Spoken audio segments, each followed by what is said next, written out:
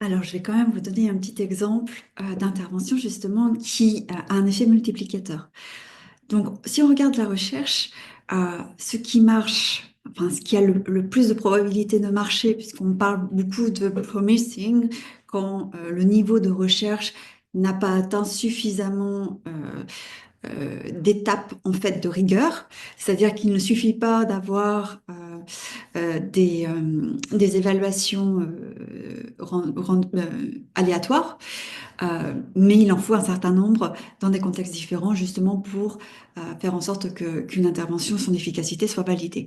Donc, on travaille beaucoup avec les meilleures options qui existent et avec des interventions que l'on juge ou que l'on décrit comme prometteuses. Et donc, une des interventions prometteuses que l'on a, qui a un pouvoir multiplicateur, sont justement la gestion des émotions à travers les compétences socio-émotionnelles. Donc ces compétences socio-émotionnelles, elles sont très efficaces et elles sont polyvalentes, c'est-à-dire qu'on va utiliser euh, des compétences socio-émotionnelles pour la prévention de violence, puisqu'on va travailler toute la gestion des émotions, reconnaître d'abord les émotions, qu'est-ce que la colère, qu'est-ce que la joie, etc. Et reconnaître non seulement les émotions en soi, mais en l'autre. Donc, on va travailler sur l'empathie, on va travailler sur la socialisation également, sur la gestion des conflits et d'autres paramètres justement qui vont permettre le bien vivre en commun. Et ça, on peut le travailler depuis la très jeune enfance, tout au long de la scolarité. Et ces compétences socio-émotionnelles vont également être très pertinente pour toutes les questions d'inclusion, c'est-à-dire on va travailler justement la différence de l'autre, que ce soit une différence de handicap, que ce soit une différence euh, de provenance, de couleur de peau, de langue, de religion, que ce soit une différence physique aussi, sans parler de handicap, mais il y a des particularités en fait qui peuvent, qui peuvent discriminer sans le vouloir un enfant. Euh, et donc, on va travailler tout ça à travers justement ces compétences socio-émotionnelles.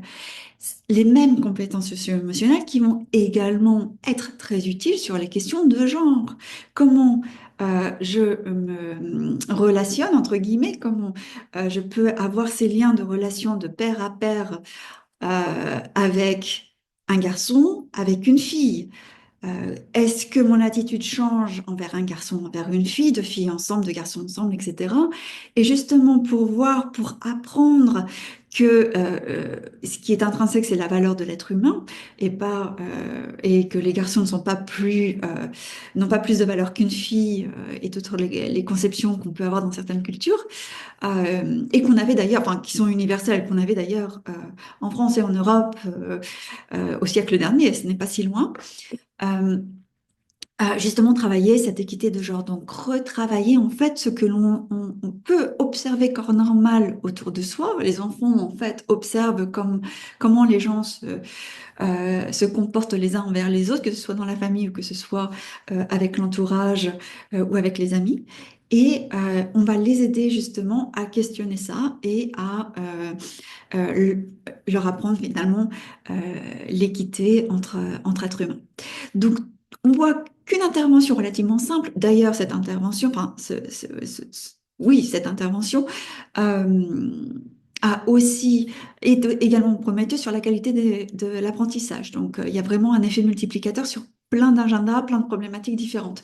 Et donc, au lieu de faire un petit package prévention de violence, on va faire des compétences socio-émotionnelles plus d'autres interventions ensemble, et à côté, un autre petit projet ou petit paquet pour l'égalité de genre, où on va faire du socio-émotionnel en se focalisant sur certains aspects et on va rajouter d'autres interventions. Et enfin, par exemple, faire un autre paquet d'interventions sur l'inclusion où on va mettre des compétences socio-émotionnelles et d'autres. On va regarder justement les synergies entre ces trois problématiques et voir que les compétences socio-émotionnelles sont des interventions, enfin, c'est une intervention prometteuse en tout, dans les trois cas et d'autres, hein, je prends ces trois cas pour simplifier un petit peu l'explication. Euh, et donc, on va pas faire trois paquets, on va en faire un. On va se concentrer sur ses compétences socio-émotionnelles pour faire en sorte que elles soient vraiment bien communiquées, bien faites, attractives pour les enfants.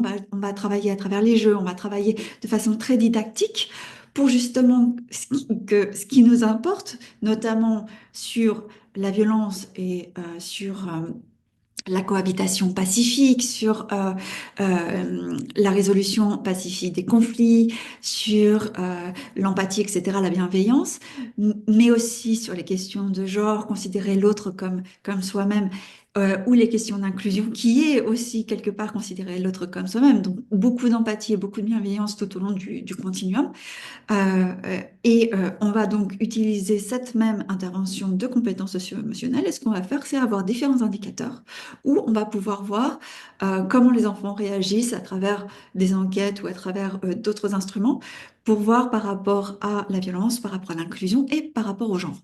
Donc ça, c'est juste pour illustrer de façon beaucoup plus concrète ce que je voulais dire par justement la simplification dans la classe et dans l'école et vraiment se focaliser sur les interventions qui ont ce pouvoir multiplicateur et à l'intérieur de ces interventions, les éléments clés et laisser le reste à l'adaptation des personnes, des enseignants et de la communauté éducative qui les mettront en place.